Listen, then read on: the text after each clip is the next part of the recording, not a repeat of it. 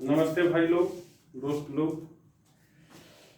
जैसा कि आपको इंट्रोडक्शन हम दे चुके हैं कि जीएस का निशुल्क क्लास हम प्रोवाइड करेंगे इस कोरोना काल में। स्टार्टिंग आज इकोनॉमिक्स और हिस्ट्री से हम लोग करने वाले हैं। देखिए, आप लोग यूट्यूब चैनल यूज करते होंगे, तो इस यूट्यूब चैनल पे आप लोग देखिएगा कि जीएस का जैसे हिस्ट्री हो गया, ज्योग्राफी हो गया, पॉलिटी हो गया, साइंस एंड टेक्नोलॉजी हो गया, इन सब की बहुत सारी वीडियो आपको यूट्यूब पर मिल जाएगा। इकोनॉमिक्स का बहुत कम वीडियो आपको यूट्यूब चैनल पे मिलेगा। कारण यह है ना कि लोग खुद नहीं समझ पाते हैं। एक चीज आपको हम बता रहे हैं, हम आप लोग को जीएस पढ़ा रहे हैं। आप लोग मैथ रीजनिंग पहले पढ़ चुके होंगे, मैथ रीजनिंग हो गया, साइंस हो गया, तो अपने शिक्षक या टीचर मास्टर से आप लोग ने सुने होंगे कहते हुए कि मैथ जो होता है वो रटने का चीज नहीं है, समझने का चीज होता है। आप रट कर मैथ नहीं बना सकते हैं। हम जीएस के साथ भी यही चीज बोलते हैं। आप लोग लूसेंट पढ़े होंगे या और भी पब्लिकेशन का किताब पढ़े होंगे, वो फैक्चुअल बुक आपको वन लाइनर एग्जाम जो होता है उसमें तो सफलता दिला देगा। लेकिन अभी जिस तरह से एग्जाम का ट्रेंड बदल रहा है, उस बदलते हुए पैटर्न में आपका जब तक कॉन्सेप्ट क्लियर नहीं होगा ना, आप क्वेश्चन नहीं सही कर सकते हैं।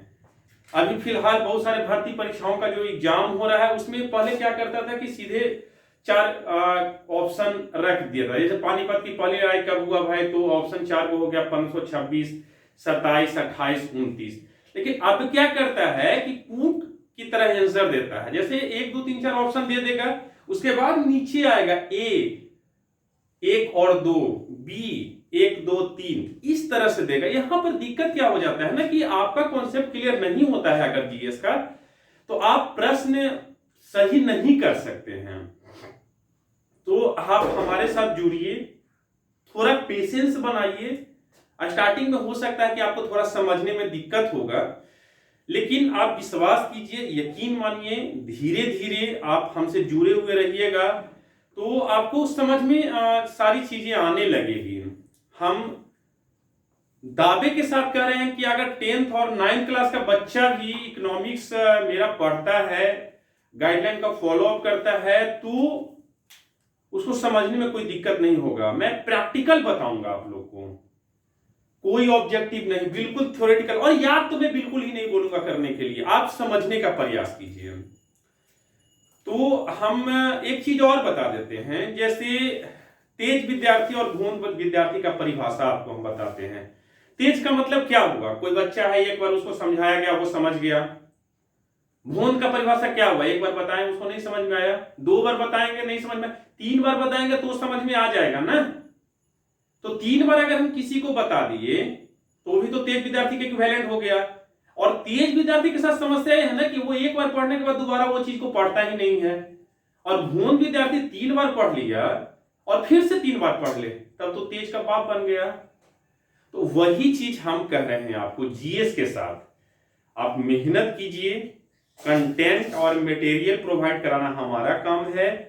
और इस तरह का वीडियो उन तमाम विद्यार्थी के लिए है जो कोचिंग संस्थान में इस कोरोना के कारण, गरीबी के कारण, या जो भी व्हाटएवर रीजन हो उसके कारण वो नहीं पहुंच पा रहे हैं।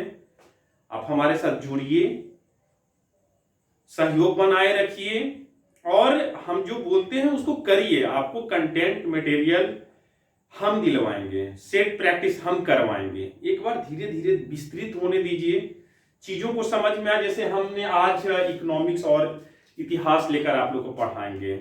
चलिए क्लास शुरू करते हैं। और बस आप दिमाग खोल कर बैठ जाइए, कुछ नहीं करना है। हम जो पढ़ाएं उसको एक कॉपी बना लीजिए, नया लिखते चलिए, जो जो बताते हैं समझाते हैं। और जो चीज नहीं समझ में आए हमें कमेंट करके आप पूछ सकते हैं, आपको हम अगले वीडियो जो प्रोवाइड करेंगे उसमें समझाने का प्रयास करेंगे। दूसरा चीज है कि हमारे पास संसाधन जो है ना ज्यादा है नहीं, हो सकता है स्मार्ट बोर्ड नहीं है, मैं व्हाइट बोर्ड पर ही आपको बताऊंगा। तो बस शुरू करते हैं आज का वीडियो।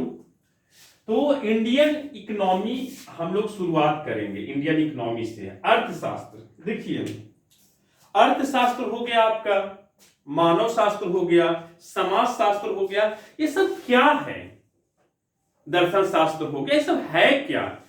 देखिए, जो चीज का शास्त्र है उस चीज के गतिविधियों के बारे में, उस चीज के क्या क्या इस्तेमाल हो सकता है, उसका क्या क्या सरकमस्टांसेज है, या जो भी चीज है वो सब चीज आपको वो सब्जेक्ट बताने का प्रयास करता है।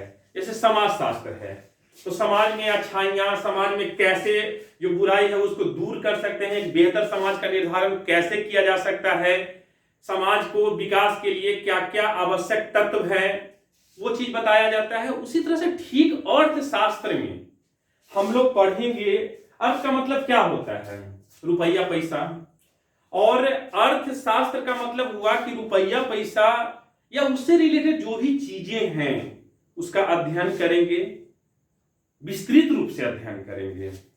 तो अभी देखिए, स्टार्टिंग में हो सकता है कि आपको उबाऊ लगेगा, बस पेशेंस बनाए रखिए। क्योंकि हमने क्या बोला कि महंगी कोचिंग शिक्षण संस्थान का जो मटेरियल है या जो लोग वो प्रोवाइड करते हैं वही चीज आपको प्रोवाइड किया जाएगा। एक चीज और बताते हैं, हो सकता है कि मानव का स्वभाव होता है कि जो चीज किसी को आसानी से मिल जाए या जो चीज किसी को फ्री में मिल जाए तो लोग उसको अहमियत नहीं देते हैं। तो देख लीजिए, अपॉर्चुनिटी, अवसर सबको मिलता है, अब उसका इस्तेमाल जो कर ले वही कामयाब होता है, वही सक्सेसफुल होता है। तो हम लोग पढ़ रहे हैं इंडियन इकोनॉमी, अर्थशास्त्र। अर्थशास्त्र का मतलब वह विषय है जिसमें मनुष्य की सफल आर्थिक क्रियाओं का अध्ययन और विश्लेषण किया जाता है, अर्थशास्त्र कहलाता है। सफल आर्थिक क्रियाओं का मतलब क्या हुआ, जैसे आर्थिक गतिविधि कहां होता है, बाजार में होता है। आर्थिक गतिविधि कहां होता है, उद्योग धंधे में होता है। आर्थिक क्रिया विधि आप कहां देखते हैं, मंडी में देखते हैं, चाहे वो सब्जी मंडी हो, किसान मंडी हो, तबेला जो भैंस गाय का बेचने का वो मंडी हो। तो मतलब सफल आर्थिक क्रिया मतलब हमने जो इन्वेस्ट किया और उसका जो आउटपुट हमको मिल रहा है वो लॉस वाला नहीं हो, बेनिफिट वाला हो। तो वही सफल आर्थिक क्रियाओं का अध्ययन और विश्लेषण किया जाता है, अर्थशास्त्र कहलाता है। इस अध्ययन और विश्लेषण के जरिए मनुष्य की असीमित आवश्यकताओं और सीमित संसाधनों के बीच के अंतर को पाटा जाता है ताकि उपभोक्ताओं की अधिकतम संतुष्टि, उत्पादकों की अधिकतम लाभ और समाज के लिए अधिकतम सामाजिक कल्याण सुनिश्चित हो। देखिए, एक चीज बताते हैं, मनुष्य की असीमित आवश्यकता और सीमित संसाधनों के बीच के अंतर को कैसे पाटा जाता है। जैसे मान लिया जाए कि आपको छेना खाने का मन कर, सॉरी जिलेबी खाने का मन कर रहा हो, आप क्या कीजिएगा, दुकान में गए, जिलेबी खा लिए, लेकिन आपको उसी टाइम मन किया नहीं भाई हम समोसा भी खाएंगे, आप समोसा खा लीजिए, आपको उसी टाइम मन करेगा कि काला जामुन खाते हैं, दुकान गए काला जामुन खा लिए। तो आप ऐसा क्यों ना करते हैं कि ये समोसा बनता क्या चीज का है, मैदा का, जलेबी बनता क्या चीज है, मैदा का।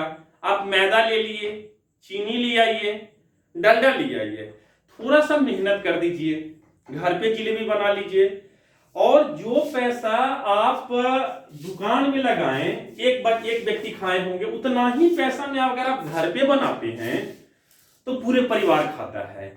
मतलब पूरे परिवार की जो असीमित आवश्यकता है सीमित संसाधन से पूरा हुआ। हो सकता है एक एग्जांपल से आप नहीं समझ पाए, दूसरा एग्जांपल हम लेते हैं सीमित संसाधन वाला। जैसे मान लिया जाए कि सरकार जो है कोई डैम बनाया, डैम समझते हैं ना, बांध बनाया, तो बांध में पानी भर गया। अब देखिए, है तो सिर्फ पानी, डैम सिर्फ बना, अब उसका इस्तेमाल हम क्या क्या कर सकते हैं, सिंचाई के साधन में भी उस पानी का इस्तेमाल किया जा सकता है। डैम बन गया तो पनबिजली परियोजना भी उस पर चलाया जा सकता है। डैम बन गया तो उसमें मछली का उत्पादन भी हो सकता है। डैम बन गया तो आसपास के जो ग्राउंड लेवल वाटर है वो भी सही हो जाएगा। तो हमने बनाया सिर्फ डैम, और देखिए उसका कितना व्यापक रूप से इस्तेमाल हो गया, कितना विस्तृत इस्तेमाल हो गया। तो वही चीज अर्थशास्त्र में है कि मनुष्य की जो असीमित आवश्यकता है वो सीमित संसाधन में पूरा हो। सीमित संसाधन में मतलब कि आपके पास में सीमित संसाधन हो और उसका असीमित दोहन किस तरह से करें, यही अर्थशास्त्र का मुख्य विषय होता है, यही अर्थशास्त्र का मेन प्रायोरिटी होता है। उसके बाद सीमित संसाधन का असीमित अगर हम लाभ लेते हैं तो उससे हमको क्या होगा, जो उपभोक्ता, उपभोक्ता का मतलब क्या हुआ, एक उपभोक्ता होता है, एक उत्पादक होता है। उत्पादक का मतलब हुआ कि जो वस्तु का प्रोडक्शन करता है, मतलब जो वस्तु का निर्माण करता है, मैन्युफैक्चरिंग करता है, और वो निर्माण का जो इस्तेमाल करता है वो उपभोक्ता हो गया। उपभोक्ता कौन है, हम लोग हैं। जो भी व्यक्ति या जो भी समाज के व्यक्ति हो, समाज के संस्थान हो, या किसी तरह का चीजों को जो इस्तेमाल करते हैं, जो उपभोक्ता हो गया। आप मान लिया जाए कि कोई कोचिंग संस्थान है, बिजली का उत्पादन करता है, बिजली का इस्तेमाल करता है, वो बिजली का उपभोक्ता हो गया। तो अब मान लीजिए कोई कंपनी है, अब कंपनी वस्तु का निर्माण करता है तो वो उत्पादक हो गया, लेकिन उस वस्तु का अगर उपभोग हम करते हैं तो हम उपभोक्ता हो गए। तो जो चीजों को, जो वस्तु का इस्तेमाल करे उसको उपभोक्ता कहते हैं। तो उपभोक्ताओं को अधिकतम संतुष्टि इस अर्थशास्त्र के कारण मिलता है। उत्पादक पर, जो वस्तु का प्रोडक्शन हो रहा है, उस पर अधिकतम लाभ मिलता है। समाज जहां पे हम लोग रह रहे हैं वहां पर अधिकतम सामाजिक कल्याण सुनिश्चित होता है। अर्थशास्त्र को पता है घृणित विषय कहा गया है। घृणित विषय यानी घृणित शास्त्र कहा गया है। क्यों कहा गया है पता? देखिए, बहुत सारी चीज हैं, जैसे कोई कोई व्यक्ति देखे हैं उसको कहते हैं अरे बहुत सेल्फी है सर। सेल्फी का मतलब क्या हुआ? सेल्फी से है मतलब अपना बारे में सिर्फ सोचता है। तो अर्थशास्त्र को घृणित विषय इसलिए कहा जाता है, घृणित शास्त्र से कहते हैं ये सिर्फ लाभ कमाने का उद्देश्य रखता है। जो चीज में लग जाए, जिस चीज का अर्थशास्त्र हो, बाजार का अर्थशास्त्र हो, कंपनी का अर्थशास्त्र हो, या जो भी व्यक्ति का अर्थशास्त्र हो, या जहां पर अर्थशास्त्र हो, सिर्फ उसका एक उद्देश्य होगा लाभ कमाना। क्या नुकसान हो रहा है, किसको नुकसान हो रहा है, क्यों नुकसान हो रहा है, वर्तमान में नुकसान हो रहा है, भविष्य में नुकसान हो रहा है, उससे उसको कोई मतलब नहीं है। मतलब उसको सिर्फ एक उद्देश्य है लाभ कमाना। इसलिए अर्थशास्त्र को ना घृणित शास्त्र कहा गया है। तो हम लोग अर्थशास्त्र के बारे में पढ़ लिए। अब हम लोग पढ़ते हैं अर्थव्यवस्था। अर्थव्यवस्था मतलब इकोनॉमी। तो अर्थशास्त्र तो थ्योरेटिकल बातें हम लोग पढ़ लिए कि सफल आर्थिक गतिविधि या जो क्रिया का अध्ययन होगा, विश्लेषण होगा, वो अर्थशास्त्र हो गया। अब उसका प्रैक्टिकल यूज मतलब व्यवहारिक जीवन में, आम जीवन में जो अर्थशास्त्र का इस्तेमाल होता है ना, कहां पर होगा? कृषि में होगा, उद्योग में होगा, व्यापार में होगा, आंतरिक संबंध में होगा। तो जहां पर उसको इस्तेमाल करेंगे तो वही गतिविधि जो आपका है अर्थव्यवस्था हो जाएगा। अर्थव्यवस्था किसी भी देश का, राज्य का अगर है तो उसका एक मेन प्रायोरिटी पता है क्या होता है?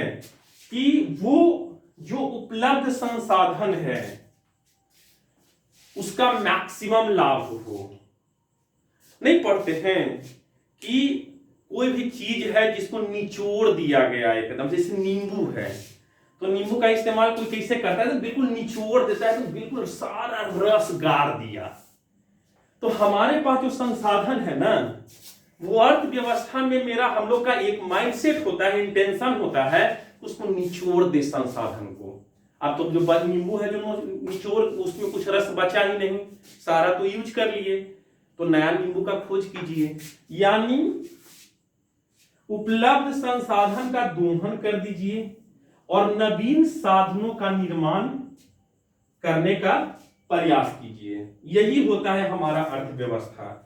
अर्थव्यवस्था के माध्यम से विकास के उच्चतर स्थिति प्राप्त करने का कोशिश किया जाता है। अब हम लोग देख लिए, अर्थशास्त्र पढ़ लिए।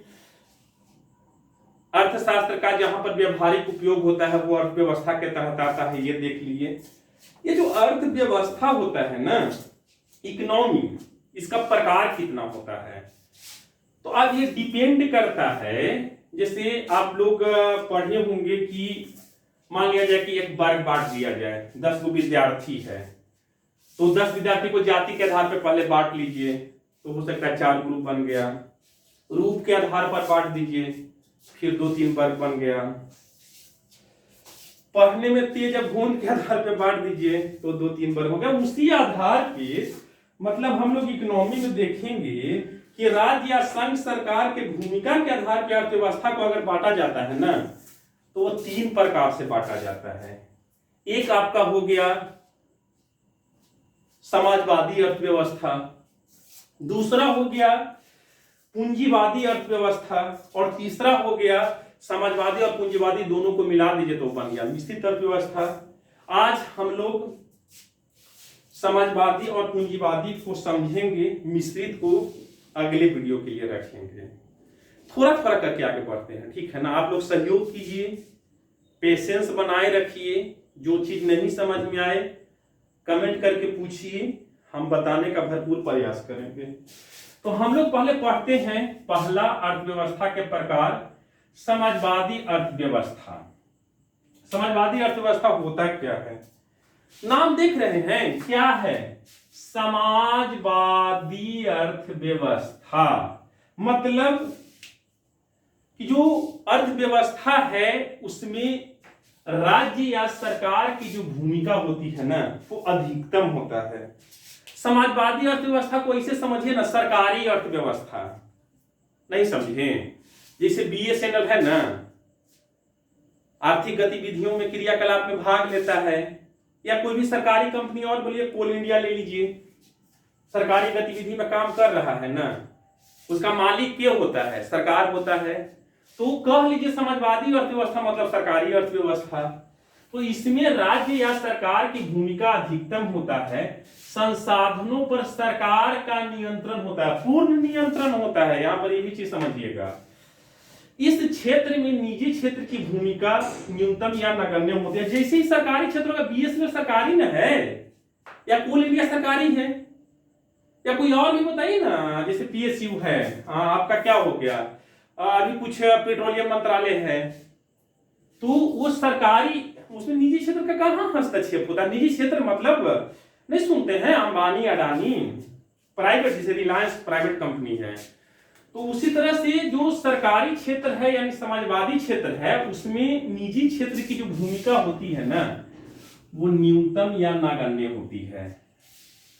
समाजवादी समाज जो होता है, लोक कल्याणकारी राज्य की स्थापना इसका उद्देश्य होता है। जैसे देखिए, समाजवादी अर्थव्यवस्था का मतलब क्या होता है कि इसका उद्देश्य लाभ कमाना नहीं होता है। लाभ कमाना उद्देश्य नहीं होता है का मतलब ये हुआ कि इसका घाटा भी हो जाएगा ना, फिर भी इस कंपनी को कोई चिंता नहीं रहेगा। इस कंपनी को चिंता ये रहेगा कि समाज को अधिक से अधिक लाभ मिले, हमारे समाज को। अब इसका देखिए बहुत सारा ड्रॉबैक भी आ जाता है। जैसे बिजली कंपनी है, पहले सरकारी हुआ करती थी, तो सरकार का क्या मंशा रहता था भाई कि लोगों को अधिक से अधिक लाभ पहुंचाए, लेकिन दिक्कत क्या कि लोग टोका बजा लेते थे। अब देखिए सरकार क्या किया, तंग आ गया, कंपनी को बेच दिया प्राइवेट हाथों में। देखिए कैसे बिजली कंपनी है जो अब चूस रहा है। तो अब देखिए इस चीज को ना आप निगेटिव सेंस में नहीं लीजिए, इसको विस्तृत रूप से अर्थव्यवस्था के अगला कक्षा जब वीडियो क्लासेज हम लोग लेंगे तो उसमें बताएंगे। इसमें वर्ग संघर्ष की गुंजाइश नहीं होती है। इस समाजवादी अर्थव्यवस्था में वर्ग संघर्ष की गुंजाइश नहीं होती है का मतलब क्या होता है, सरकार को घाटा लग जाए, कंपनी को घाटा लग जाए, जो सरकारी कंपनी है, समाजवादी अर्थव्यवस्था है, उस समाजवादी अर्थव्यवस्था में जो सरकारी कंपनी है उसको घाटा लग जाए, वो अगला को तंग नहीं करेगा। मतलब जो उपभोक्ता वर्ग है उसको तंग नहीं करेगा, उसके लाभ और उसके हितैषी होगा। तो भैया जब हम आपको घाटा लगे, आप बर्दाश्त कर रहे हैं, तो वहां पर कहां पर वर्ग संघर्ष होगा? वर्ग संघर्ष की तो भावना ही नहीं होती है। इसमें कार्य कुशलता का अभाव होता है। नहीं, देखिए जैसे मान लिया कि सरकारी स्कूल है, मास्टर साहब टीचर बन गए, प्राइवेट स्कूल है, तो सरकारी स्कूल में क्या है? सरकारी स्कूल का क्या मतलब होता है? सरकारी टीचर का क्या मतलब होता है? सरकारी नौकरी का क्या मतलब होता है? सरकारी नौकरी हो गया तरकारी बेचिए आराम से तरकारी बेचिए का मतलब ये हुआ सब्जी। तो सरकारी कर्मचारी जो होते हैं ना, वो काम नहीं करना चाहते हैं। जहां पर भी जिस क्षेत्र में देख लीजिए, तो जब काम नहीं करेंगे तो आपको एक्सपीरियंस कैसे आएगा? एक्सपीरियंस अगर नहीं आता है तो आपकी कार्य कुशलता जो ज्वाइनिंग करते समय था वही रह जाएगा ना। तो यही कारण है कि यहां पर कार्य कुशलता का अभाव होता है। लेकिन देखिए दिक्कत क्या है कि समाजवादी अर्थव्यवस्था में कार्य कुशलता का अभाव होता है, लेकिन हम भारत में देख रहे हैं समाजवादी अर्थव्यवस्था का इस रूप को। समाजवादी अर्थव्यवस्था आपका चीन में भी है, उत्तरी कोरिया में है। देखिए तो वहां का सरकारी कंपनी कितना विकास कर रहा है। और हमारा भारत का देखिए, इंडियन रेलवे बिक गया, एयरलाइंस बिक गया सरकारी कंपनी होने का। लेकिन चीन को देख लीजिए ना, उत्तरी कोरिया को देख लीजिए ना, कितना विकास कर रहा है। और भारत के जो अर्थशास्त्री कह रहे हैं कि समाजवादी अर्थव्यवस्था के कारण भारत का जो आर्थिक विकास है ना, वो अवरुद्ध है। तो चलिए इसका कारण देखेंगे ना। हम समाजवादी अर्थव्यवस्था को कैसे गलत कह देंगे? समाजवादी अर्थव्यवस्था जैसे मान लिया जाए कि एक टीचर है, वो दो बच्चों को पढ़ाता है, एक बच्चा है जो आईएएस बन जाता है, एक बच्चा है जो क्रिमिनल बन जाता है, तो आप दोष टीचर को देंगे? दोष टीचर को नहीं दे सकते हैं ना। तो हमारा समाजवादी अर्थव्यवस्था के कारण विकास अवरुद्ध हुआ, ये कहना गलत होगा ना। हमारा इंडियन रेलवे अगर बिक रहा है या बिक गया या एयरलाइंस बिकने को है, तो इसमें समाजवादी अर्थव्यवस्था का रोल नहीं है। अब इंडियन रेलवे में पैसेंजर टिकट नहीं लेगा, नहीं चढ़ेगा, तो रेलवे को नुकसान होगा ना। अब रेलवे में जो कर्मचारी टीटी है, वो फाइन काट के रेलवे को नहीं देगा, अपना पैकेट में रखेगा, तो रेलवे को नुकसान होगा ना। तो हम समाजवादी अर्थव्यवस्था को कैसे गलत कर दें कि अर्थव्यवस्था के कारण ही देश का विकास रुक गया है? इसके बारे में विस्तृत चर्चा करेंगे आगे, पहले ध्यान से समझने का प्रयास कीजिए। अब दूसरा हो गया अर्थव्यवस्था का ही एक रूप है पूंजीवादी अर्थव्यवस्था। इसमें राज्य और संघ है। संघ मतलब देश हुआ, मतलब भारत संघ भी कर सकते हैं, भारत को देश भी कर सकते हैं। तो इसमें राज्य या संघ की जो भूमिका होती है ना, वो सीमित होती है। सीमित कहने का मतलब कि उनके आंतरिक मामलों में हस्तक्षेप नहीं करता। जो प्राइवेट कंपनी का डिसीजन हो गया, वो क्या उनका नीति होगा, वो खुद डिसाइड करेंगे। वो भूमिका उनका राज्य या संघ का प्राइवेट कंपनी में नहीं होता है। आप लोग देखे होंगे। हाँ, भूमिका कहां पर होता है? अगर देख लिए कि कहीं पर अनियमितता हो रही है, जैसे मान लिया किसी को नौकरी पर रखा, उसको निकाल दिया, उसका इंश्योरेंस क्लेम नहीं दे रहा है, या जो भी ज्वाइनिंग करते समय उसका जो प्रोटोकॉल था, वो प्रोसीजर को फॉलो अप नहीं कर रहा है, जो भी टर्म कंडीशन नौकरी के लिए दिया गया था, तो फिर जो सरकार है, राज्य या संघ जो है, वहां पे खड़ा हो जाएगा, उस प्राइवेट कंपनी से पूछेगा, हाँ भाई तुम इस बंदे को नौकरी दिया, इसमें इस नियम शर्त पर तुमने नौकरी पर रखा, अब इसको पूरा काहे नहीं कर रहा है? ठीक है ना। तब वहां पर होता है, मतलब इसमें राज्य या संघ की जो भूमिका होती है पूंजीवादी अर्थव्यवस्था में सीमित होती है। यह जो पूंजीवादी अर्थव्यवस्था है ना, ये एडम स्मिथ इकोनॉमिस्ट हैं, इनके सिद्धांत पर यह आधारित है।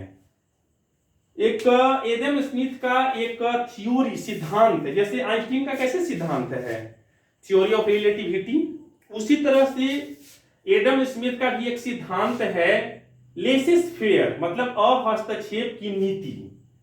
अहस्तक्षेप की नीति मतलब जो सरकारी तंत्र है ना, जो राज्य या सरकार का जो सरकारी तंत्र है संघ का, वो इसमें हस्तक्षेप नहीं करता है, मतलब फेयर नहीं करता है। आपको जैसे काम करना है काम कीजिए, लेकिन हाँ जो आपने अपना परफॉर्मा तैयार किया है कि हम इस उद्देश्य के साथ आगे बढ़ेंगे और फिर उस उद्देश्य पर अगर आप कायम नहीं रहिएगा तो फिर सरकार जो है खड़ा हो जाएगा भैया मदद करने के लिए।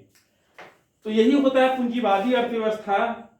इसमें क्या होता है ना, तीसरा इसमें देखेंगे क्या कि इसमें निजी एवं बाजार कारक यानी मांग और पूर्ति की भूमिका अधिकतम होती है।